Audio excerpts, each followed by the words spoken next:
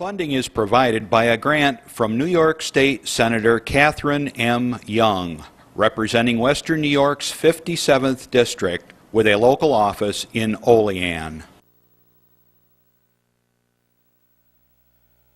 Chautauqua Sunrise is made possible by a grant from Fredonia Place, a continuing care retirement community providing dignity in a modern luxury environment.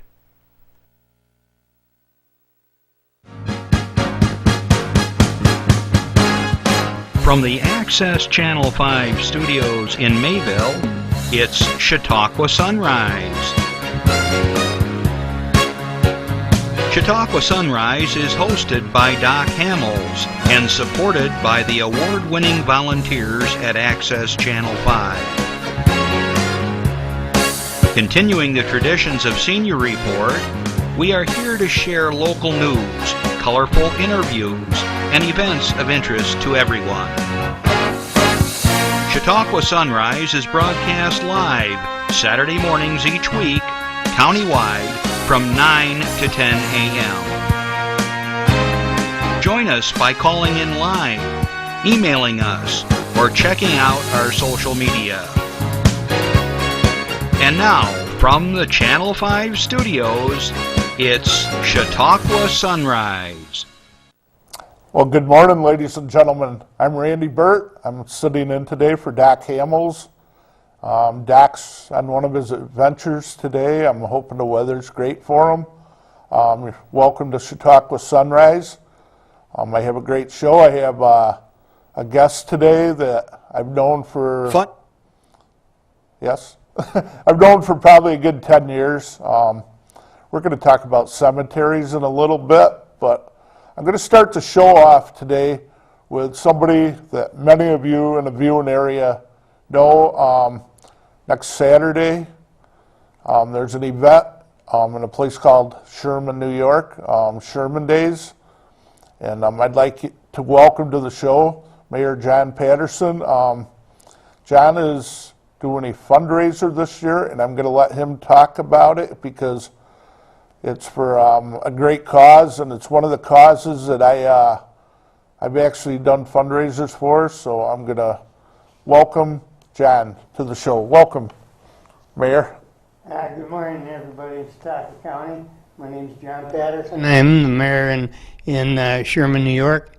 And a couple of years ago, the Sherman Committee was having difficulty raising money to meet their expenses. So they asked me if I would get on the dunk tank.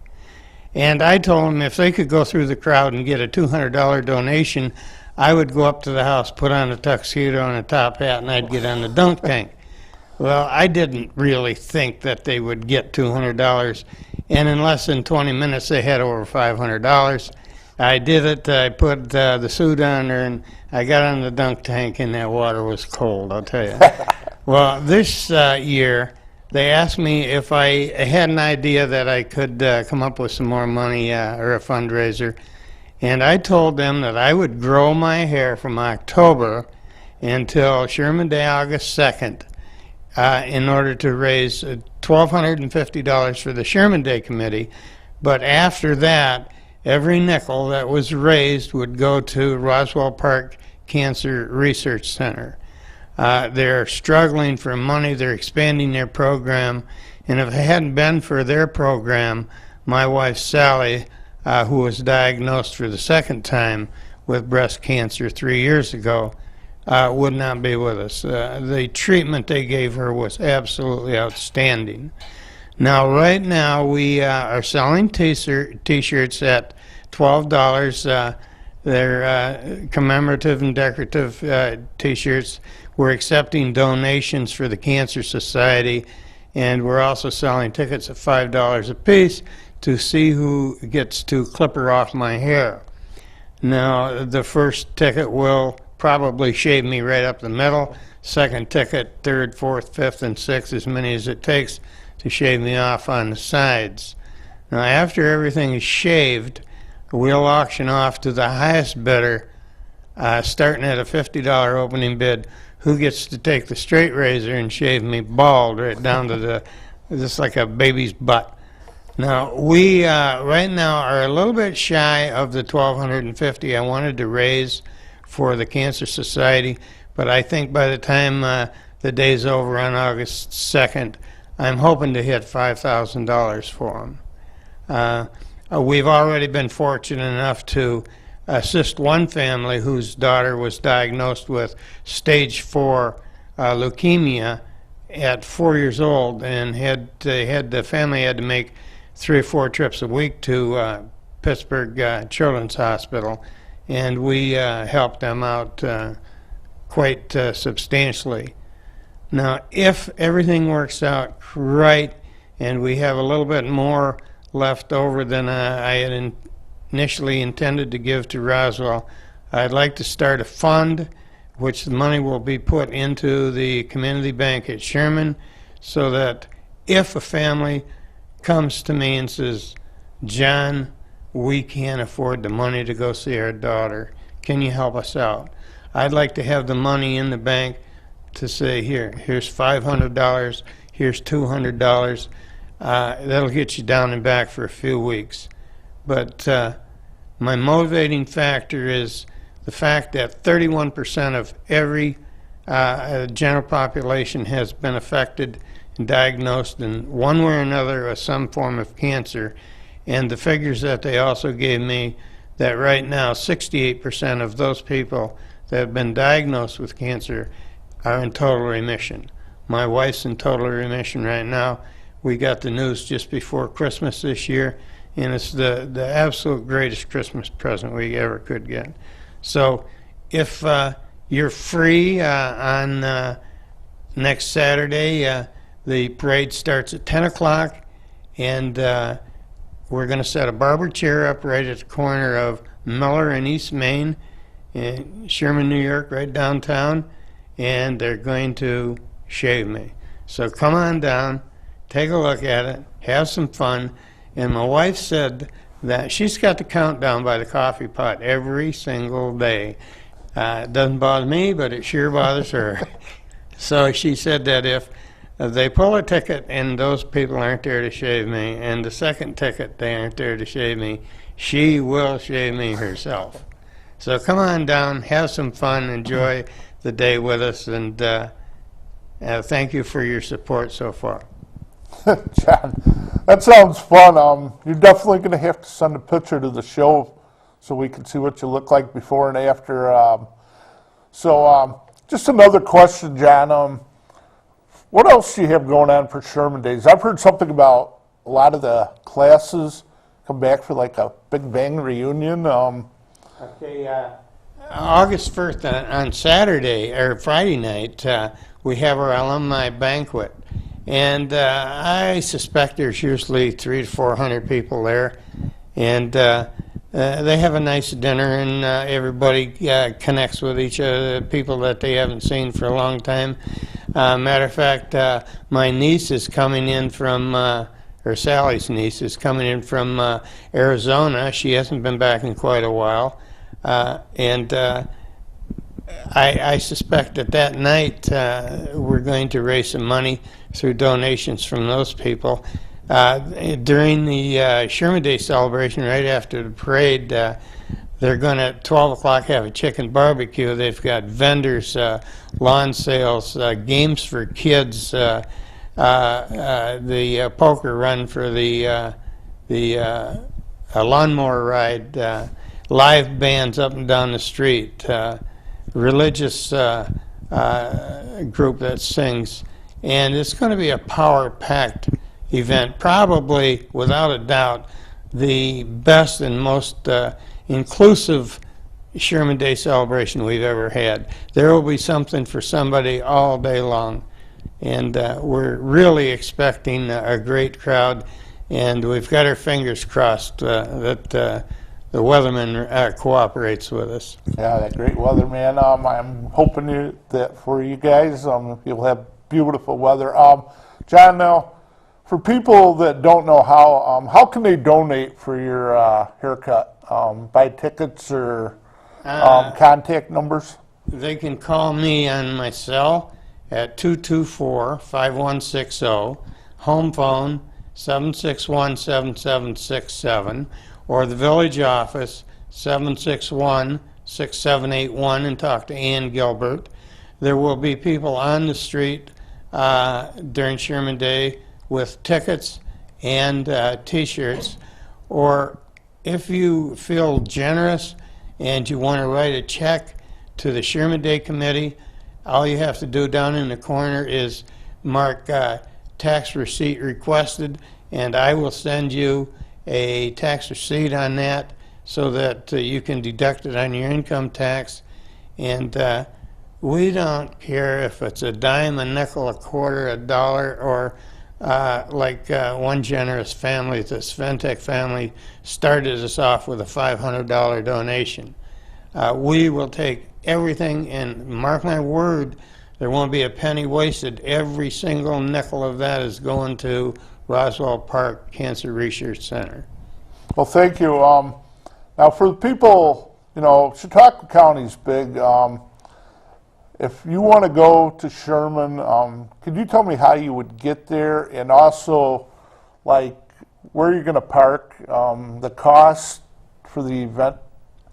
Okay, if you're coming in on 86 east or west, you get off at exit 6.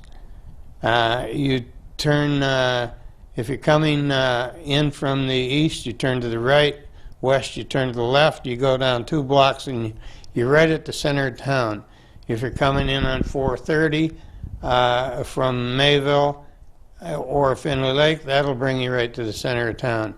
There's parking all over town, fire department, school parking lot, front and back, side streets, down behind the stores on the south side of Main Street. Parking is free. There's nobody in the village that charges anything for parking. I'm sure that you can find a place to park. Excellent. Now, the free parking I like. I mean, I know I go to the big towns. You pay quite a bit, and then you hope that you get back before your, like, 2 hours is ran out. So take that parking money that you're saving, donate it. I want to hear really good news next time John comes on our show, because you know how many people have cancer, so we want to beat this thing, and John's getting a good start to it. I'd like to thank you, John. Thank you. One other thing, nothing on Sherman Days costs you any money at all unless you want to spend some. If you want to buy food or maybe make a donation, but there's no charge to get into anything. There's no charge for parking, so all the money you want to spend is going to be spent on your family or a donation to Cancer Society.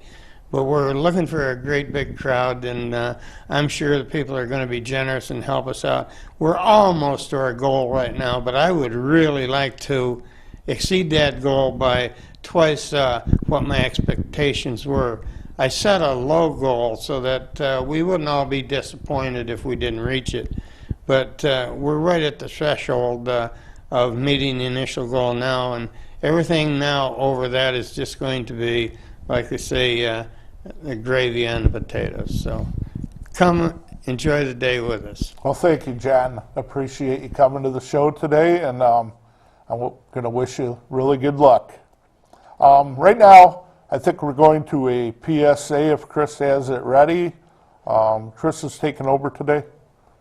Oh, we're not going to a PSA. Chris is not ready, so I'm going to welcome Sam, and I think we might have a phone call coming in. So good morning, Sam. Good morning. How you doing, Randall? Not too bad. I think we have a call from a stranger, and we're going to get into the show right after I talk to Doc. I also have a... okay, so Doc is on the phone, I'm told, through my little earpiece. So, hey, good morning, Doc. Good morning, Jack. Good morning, Randy. My dad is sitting next to me, so he can't hear you right now. How's it going over there? You haven't destroyed the show yet, have you? We're into the show. We just had John Patterson, the mayor from Sherman on. Great. He's got this real nice set of hair. And he said next week... I saw that in the paper the other day. And he said he was going to grow it. And now he's going to get rid of it.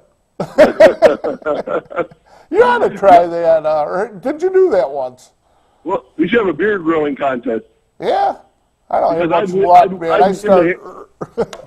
I'd win the hair growing contest. So, Doc, where are you guys at today? We are at Derby Downs in Akron, Ohio, for the All-American Soapbox Derby. And I just saw the Jamestown folks race. You did see them. Oh, excellent. How did they do? Well, I'm getting their names here for you right now. There was Caden Rome. I think he came in second in his heat. And let's see, Chelsea Vincent, she was in super stock, and we can't tell. We think she might have won her heat. So we're at the top of the hill here, and they finish at the bottom, and it's hard to see way down there.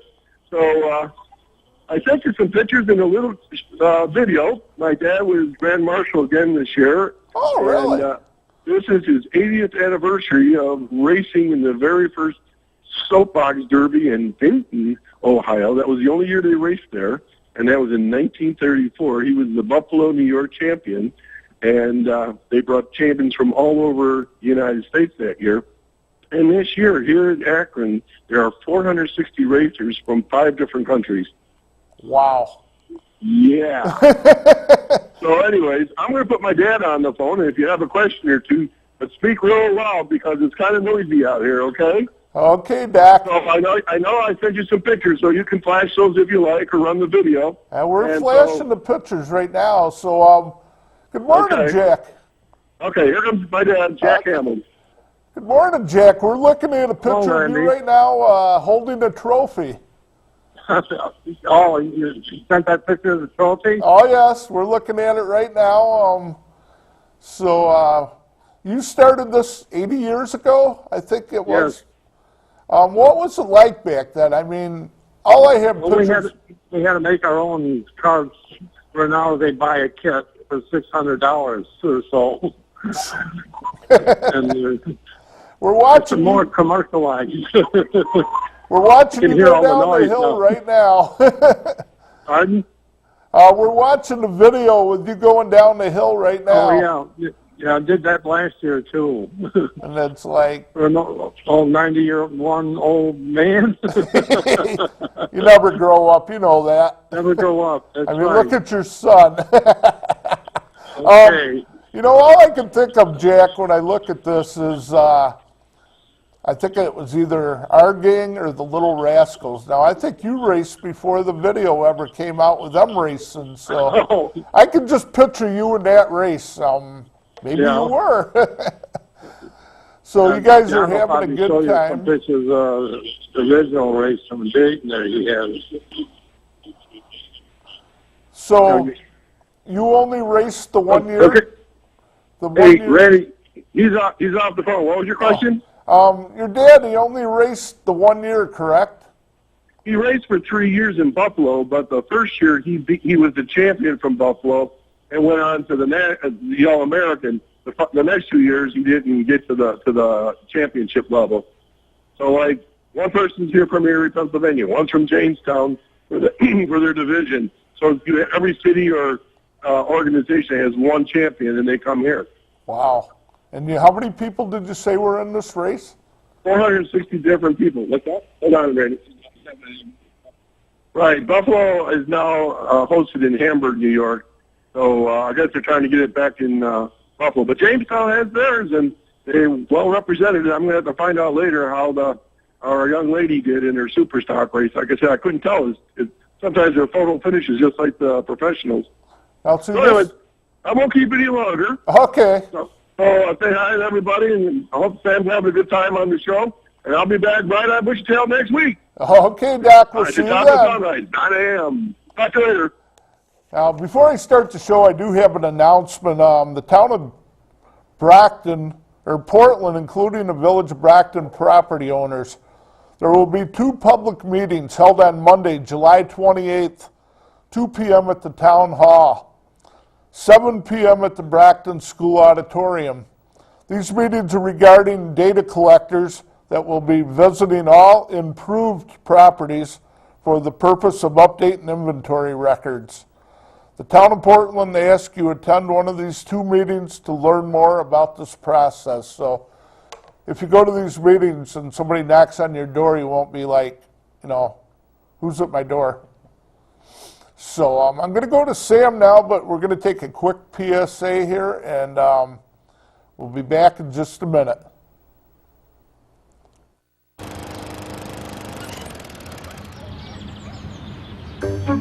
You'd do anything to take care of that spot on your lawn. So why not take care of that spot on your skin? If you're a man over 50, you're in the group most likely to develop skin cancer, including melanoma, the cancer that kills 1 person every hour. Check your skin for suspicious or changing spots. Go to spotskincancer.org to find out what to look for. A message from the American Academy of Dermatology.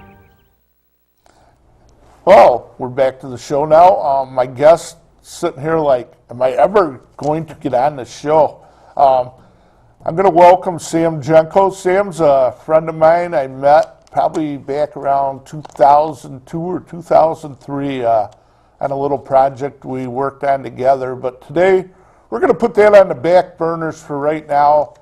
Sam is part of, I'm going to let Sam introduce himself. Sam, you work with the Lakeview Cemetery, and I'm the superintendent at Lakeview Cemetery. I've been there about 32 years now. 32 years. Seems Wow. like just yesterday. And you've seen a lot of changes in them 32 years. Oh, a few, yes. In fact,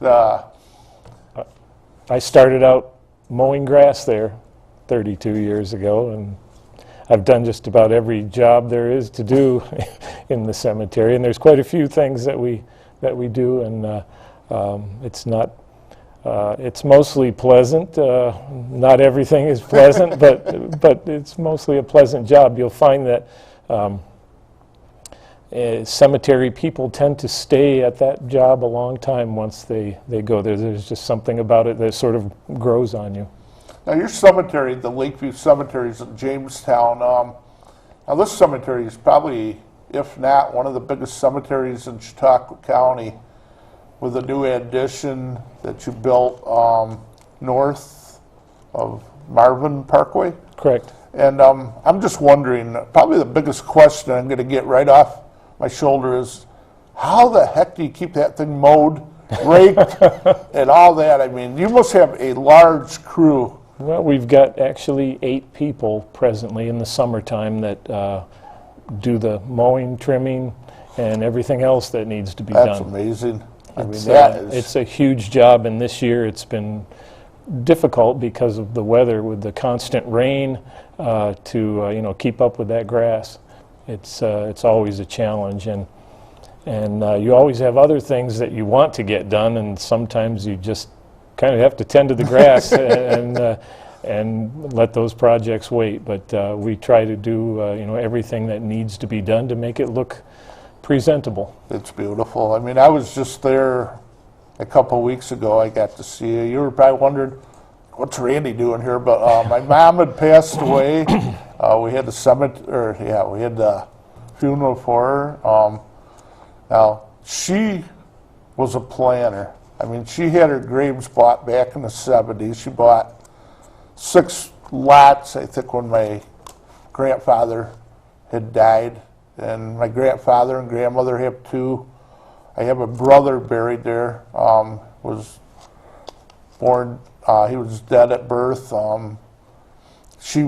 That was her biggest thing. She wanted to be buried with my brother Jamie, which you made happen here a couple weeks ago, and so I think she's smiling on that. But it's just, I love it there. I mean, people just go to the cemetery for walks, bike rides. I mean, the cemetery was literally planned that way back in the 1850s. It was part of what was called the rural cemetery movement. Prior to that time, most cemeteries were simply small churchyard cemeteries, rather dreary and poorly cared for. And somebody, I'm not sure who, got an idea to make cemeteries a bit larger and to make them more park-like. And I think people responded to that, and they appreciate the fact that a cemetery can be a sort of an uplifting place, not simply a place of doom and gloom. Well, Lakeview is definitely that. I was down visiting you one time. Now, the cemetery's expanded over the years. You started where the Prendergast Library is in Jamestown. Is that where the first cemetery was? The first burial ground was roughly where 4th Street runs in front of Baker Park, over toward the old Ironstone restaurant area there. And after about a dozen burials there, they decided that area was too far out of town. And the graves, the land was very rocky, and so they moved over to where the Prendergast Library is now. This was around 1824. Okay. And then they expanded from the library block into Dow Park, just north of the library. And then Eliel Todd Foote, of Foote Avenue fame, he was putting in his family monument there, and he noticed that the place was going to be full very quickly. And he didn't want to put a monument where a cemetery was likely to be abandoned. This was in the 1850s. And so he was one of the people who really pushed to get a larger plot of land to make a more permanent cemetery, and eventually that resulted in Lakeview Cemetery being born. Okay. Now, I have a lot of family members buried at Lakeview, and you have the records of all these people. It was like, I went there and I give you a name, and you came up with all these family members. It turns out one of my grandfathers, either father, grandfather, actually, we figure maybe farmed in Lakeview Cemetery. He said there was like a little dump, and you have a picture of a farmer sitting or in the background on a hill. Now, that would be East Oak Hill? Yes, Oak Hill Road used to run across North Main Street and into what is now the cemetery property, and the road is quite plain. It runs in a straight line right along with West Oak Hill Road into the cemetery, and that area was farms. See, that solved a mystery for me, because I always heard the family grew up on East Oak Hill. I lived just outside of town a couple miles. We thought that was East Oak Hill, but wrong. But as they say, I think we had relatives in there just outside where the new cemetery is, in the Comfort Inn Motel. My great-grandfather was killed as he fell out of a hayloft in a barn. Oh, wow. And there certainly is a lot of history connected with the cemetery, and we really like to preserve that history and enjoy being able to present it to people who are looking to find more about their ancestors and their connections to Jamestown and the Jamestown area. Okay, now, one of the things I was going to talk to you about just before we start mentioning famous people, I need a funeral. Somebody died. How do I go about it? Do I come to the cemetery, make the plans? Do I come there? I mean, it was something unexpected. Or do I go to a funeral home? Or you can go to either a funeral home or a cemetery. I don't think I can stress enough that people should pre-plan things of this nature, because we're all going to die, unfortunately, and when people come to us or go to a funeral home to make arrangements, you're going to not only get your wishes fulfilled, you're also going to probably save a great deal of money, and I know you're going to save a lot of stress, maybe not for yourself, but for your family. I mean, one of the least favorite things of mine is to have a family come in that is just horribly distressed, and at the time of that someone passes away, it's it's not an easy thing at all for them to deal with the nuts and bolts, I guess, if you will, of finding a grave and making all the arrangements that need to be made. And if a family member who passes away has never stated or made plans for themselves, people have to make decisions that maybe they just don't want to deal with at the time, and it can be a very difficult thing for them to do, have to do it right on the spot. It's much better to do it in a much more relaxed fashion ahead of time. Okay, so we have like the cost, the grave, the opening, the vault. Is that something you can prepay ahead of time? And if you do, does the cost go up or?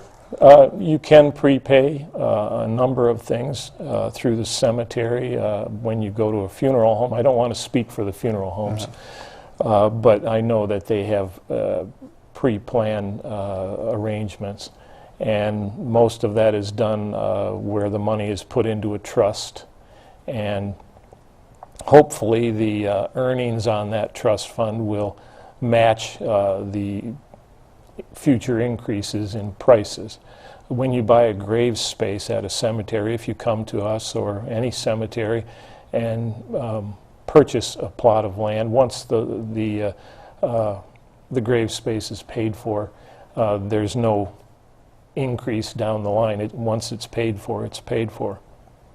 And there are services that you can prepay for, and there's no additional cost if you buy them from the cemetery. Okay, so you're prepaid for the funeral. Let's just, every cemetery, I talked to a lady, I think last week, in charge of just a local cemetery in the Mayville area, and she says there's different rules by what you can use. I know where my mom's buried, Magnolia Cemetery, but you can only have flat stones, probably different kind of flower pots, Right. different times a year to get stuff on and off the grave. So what's Lakeview have? Every cemetery has their own set of rules. We are the New York State Division of Cemeteries regulates us in some fashion, not in every specific detail. But we have rules that New York State rules that we have to live by, and but we can also add our own rules to those state rules.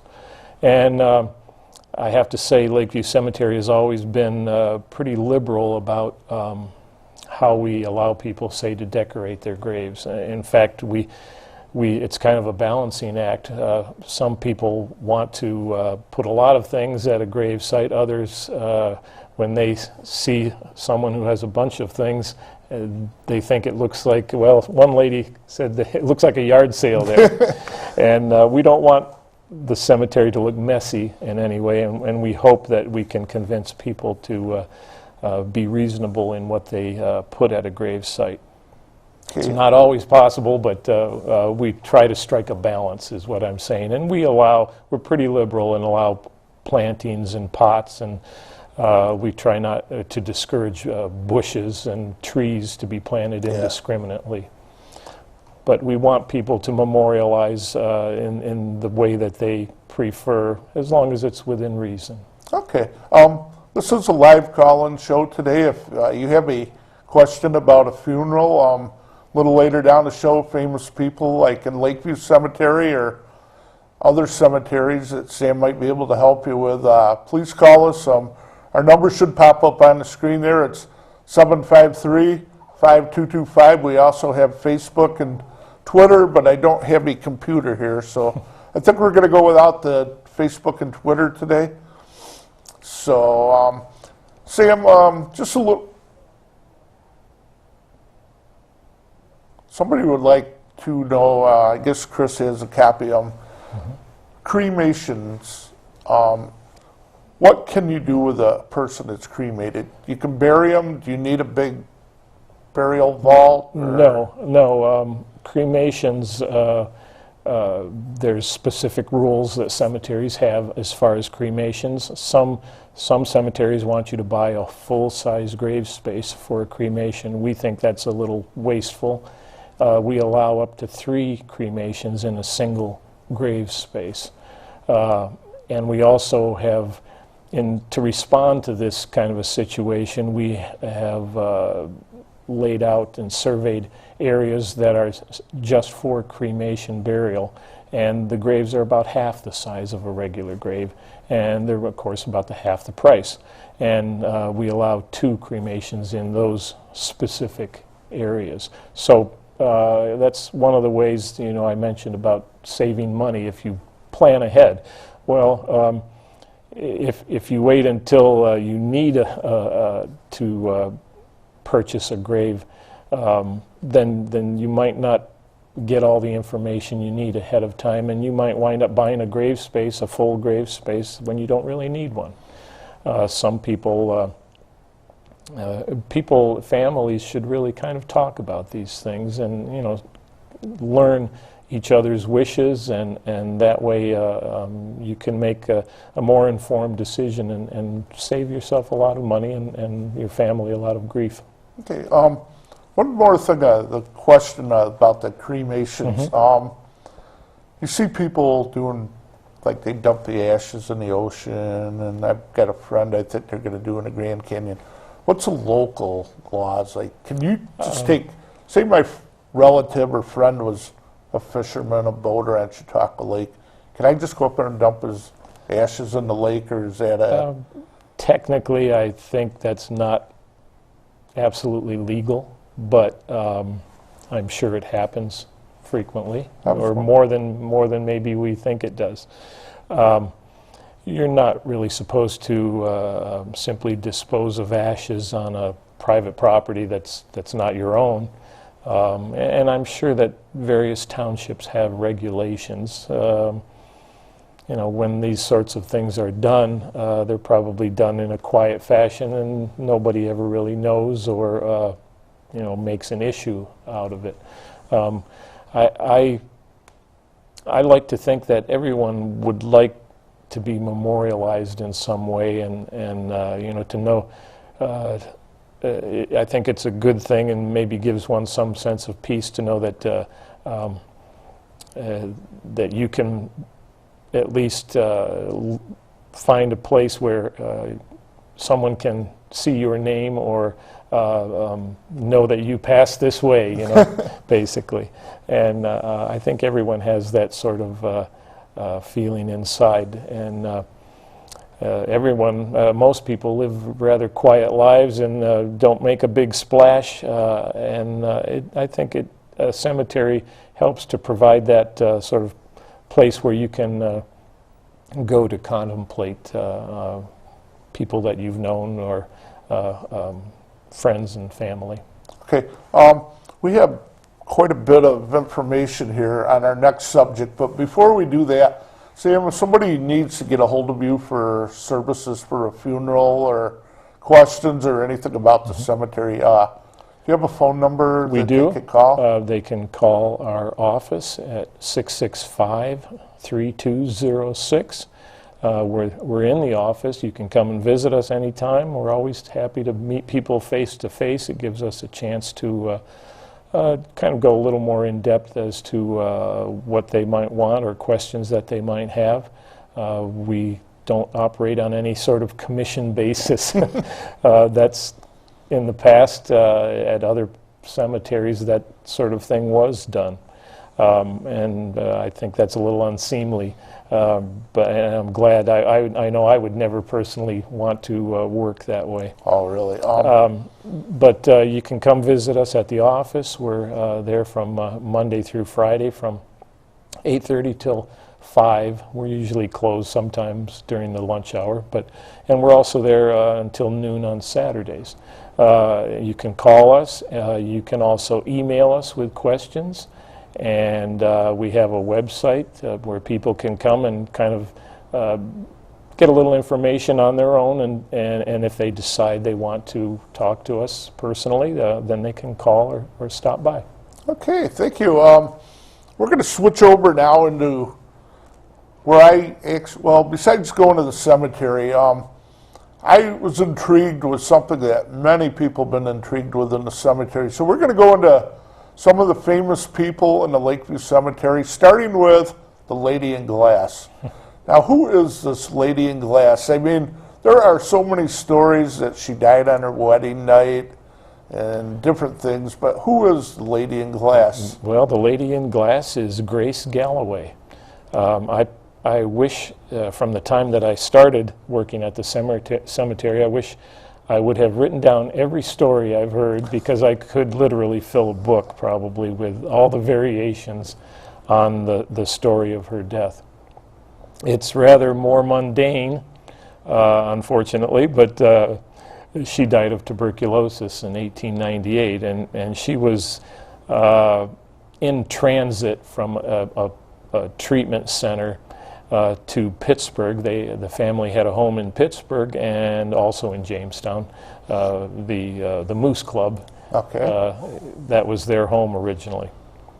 And she had contracted tuberculosis when she was going to college in Boston. And the family sent her to various treatment centers, and she died sort of in transit, but in the Pittsburgh area near their other home.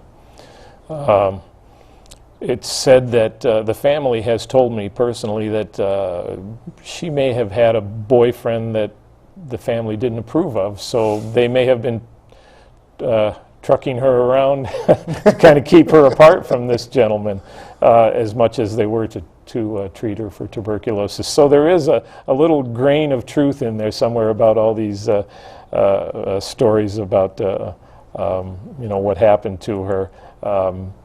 She was not married. She was perhaps engaged. We're not certain, but the pictures I have of her show a ring on her finger. So, and there is a ring on the statue of her in the cemetery, and people have. I always encourage people to tell me their little story about what they heard about how she died, and it's just fascinating how you can have a million different versions of the same event. Everybody's been brought up, I mean, she's been there, I think, ever since, definitely when I was a little kid, so. I recently found out a little more about the actual statue and the monument after sort of, making some inquiries. The statue was carved in Italy from white marble, and the glass was put up to protect the marble from the elements, because marble is very susceptible to acid rain, and so they tried to protect it that way by keeping the rain off of it, and it's done a pretty good job. I need to take those panels off here sometime soon and clean it. It needs a general cleaning, but the statue itself is in beautiful condition.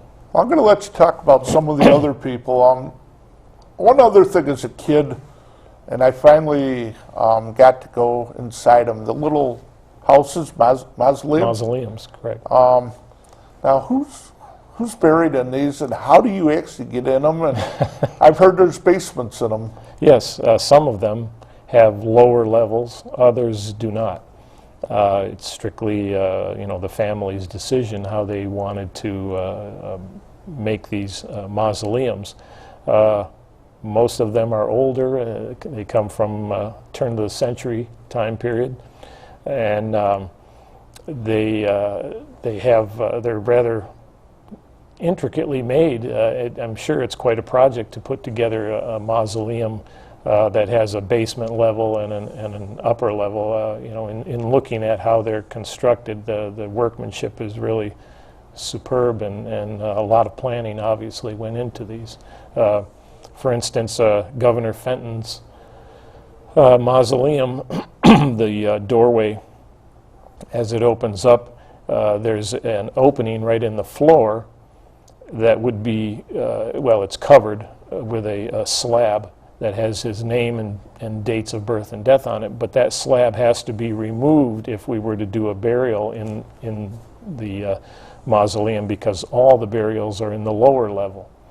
So that slab would have to be moved in order to allow the casket to go down to the basement level, so that the burial could take place. Now, is modern day, can people still have a mausoleum put Sure. in the Lakeview Cemetery? Sure. One lady recently purchased a mausoleum, a beautiful one, and we put it up in our new area north of Marvin Parkway, between Marvin Parkway and the Expressway. And she actually requested, as the sole surviving descendant, that she wanted her parents and grandparents in there. Okay. So we've had to actually remove them and from their grave spaces and put them in the mausoleum. It's a rather difficult, time-consuming process, but we're working on it actually as we speak. Yeah, I haven't seen that. I haven't been in the new one in quite a while since it first opened. The new area is coming along, and I'd like to mention, if I can make a little plug, I guess. Yeah. We are Lakeview Cemetery. The Board of Trustees has committed to a new veterans area, the Soldiers Circle area that we had for since 1923, I believe. It's almost full. And we've decided to go ahead and make a new veterans area, and it's going to be called Veterans Grove, and it's in that new area. If you go down to the end of Lakeview Avenue, you'll come to a stop sign, and Marvin Parkway intersects there. There are some gates to the new area right there, and if you proceed through those new gates, the veterans area will be directly in front of you. It'll actually face toward Interstate 86, but there'll be a double driveway where you can go down and then come back, and you'll be able to view that whole area. And we're quite excited about that, and we really wanted to make sure that veterans had an area in the cemetery where they could be buried. Beautiful. I have a phone call. Good morning, Linda. Well, good morning, Randy, and good morning to your guest. It's good to see you on Chautauqua Sunrise. How's everything over at the institution? Oh, it's so great to see you. Everything at the institution is just beautiful today. It's a glorious, glorious day. Perfect, not too warm, and the sun is bursting. It's got to be a little different over there. I usually, I go to the institution in the wintertime, and I chase the horses around with sleighs with a camera, and I get picked on pretty bad because I don't dress very warm, and I'm always there, part of the jokes of the rides, me, I guess. We're having Christmas in July, of course. We had the Handel's Messiah at the Sacred Song service last Sunday.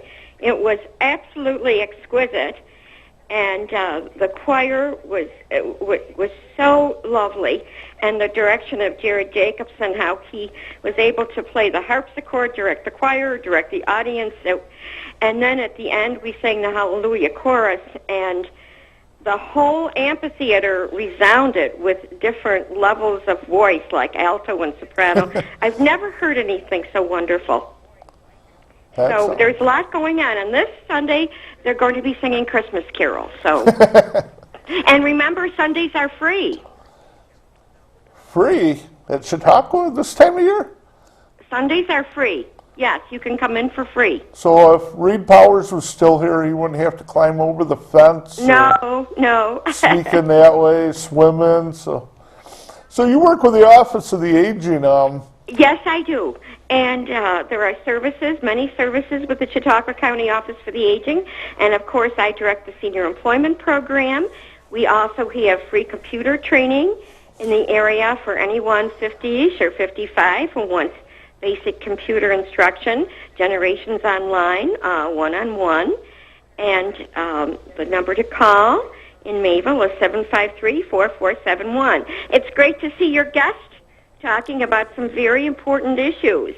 Correct. I'm getting up in that age now where I'm starting to really consider stopping down and visiting them for business time instead of just visiting. So yes. He's there waiting for me. I know today he was able to give up his Saturday morning trade days off. So appreciate that. I appreciate your helper, your partner. Hugh Golden. Hugh it was so nice when I stopped down and he said he would trade days off. So, you got to know people. So. Right. Well, I hope you have a great weekend and a wonderful week.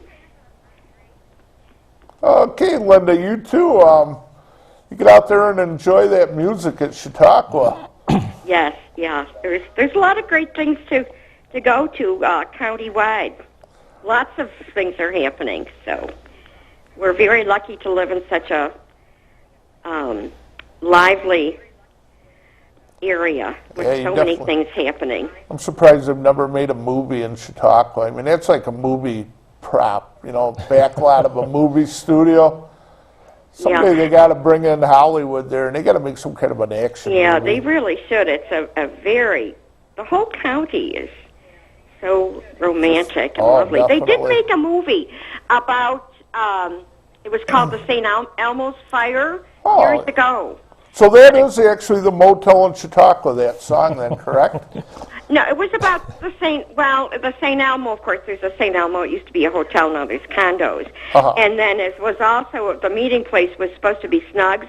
Remember when all the kids used to go there, the college kids in the summer? I was too little. It was before your time. But anyway, it was about all of that. But it wasn't filmed here, and it's too bad it wasn't. Really? Okay, Linda, well, thanks for calling. Okay. Have a great week. You too. Thanks. Bye-bye. Well, Sam, we got about 8 minutes here. Let's 8 minutes. kick Wow, you. where's the time it goes gone? fast. Yeah, well. If I could, to just take 1 minute, I'd like to, that call made me think about all the things we have going on in the county. And I think people in this area try to pack as much as they can into summertime. This weekend was like everything. I got the show this morning. I got a photograph of wedding this afternoon. They got Buffalo Bill Cody celebration going on in Jamestown. Yep. The fair, there was races tonight. Could have had free tickets for the races at Lake Erie Speedway. It's like everything's in one day. Right. At the cemetery, we for the past several years have done cemetery tours that I'd like to throw a little plug in for also. We just finished one a few days back about famous people from Chautauqua County that are buried there. We had a couple of authors there, and the next tour is August the 26th, and it's free. All our summer tours are free. And Raleigh Kidder will be there, and he'll talk about some of the people that were in his book about World War II and a number of people who are buried there that he knew or interviewed, and some of their stories. And then the first 2 weekends in October, we have our more formal cemetery tours in conjunction with the Fenton History Center, and some of them are horse-drawn carriage rides, and we have people in reenactors with costumes of the period telling the story of various people who are buried there. That's probably one of my favorite jobs is at the cemetery, is finding out interesting stories of people who live their lives in this area and are buried in our cemetery, and some of them are absolutely fascinating. Well, before we go to the most famous, maybe the most famous person with, I think, red hair. At least on TV they said she had red hair. But all I had was black and white. It's been a few years now, and I guess it was like 3 years maybe in a row, and you were in the last years. You had to play in the cemetery at nighttime. And it was called the Spoon River Project, and it was kind of the brainchild of Tom Andalora, a local Jamestown native and a friend of mine. He lives in the New York City area, but he came to us and said he had this idea for a play based on a book by Edgar Lee Masters, Spoon River Anthology, and he wanted to present it in Lakeview Cemetery, outdoors in the cemetery. He wanted to do it at night, I immediately thought, boy, this is not going to be easy, but he answered all my questions, and I answered a few of his, and we found a suitable spot in the cemetery, and it just was a wonderful production, and we did it, I think, 2-3 years in a row, and a lot of work, but I think people really appreciated it, and the setting of the cemetery just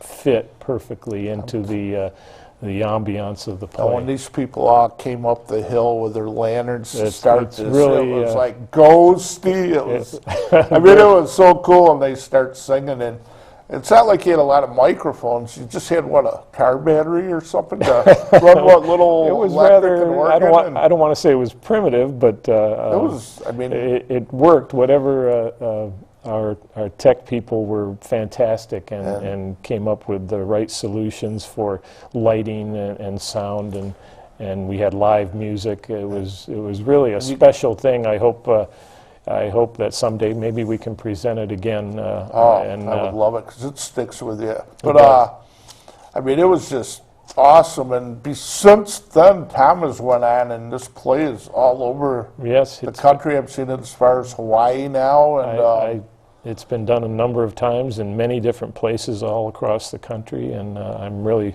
proud to say that we had a part in helping get it off the ground, and then it was first done at our cemetery. So we have just about a little over 3 minutes. We got to touch on the most famous. Is she the most famous person in the cemetery? Well, Lucy is probably the most visited grave site. Grace Galloway used to be. I think Lucy kind of took over first place, and I always, half a dozen times a day I say, okay, you go this way.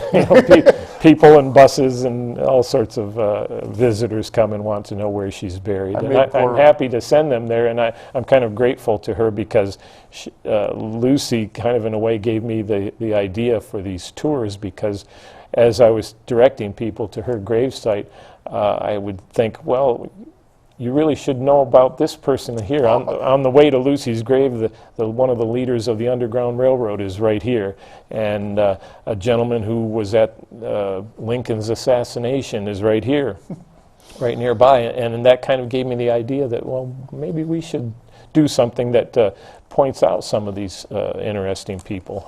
Lucy, she hasn't been buried there for too long, has she? No, back in, I believe, 2002, her family decided to bring her ashes to the Hunt family gravesite, and we had them interred there, and then her father was actually moved from a different location in the cemetery, also to the Hunt lot.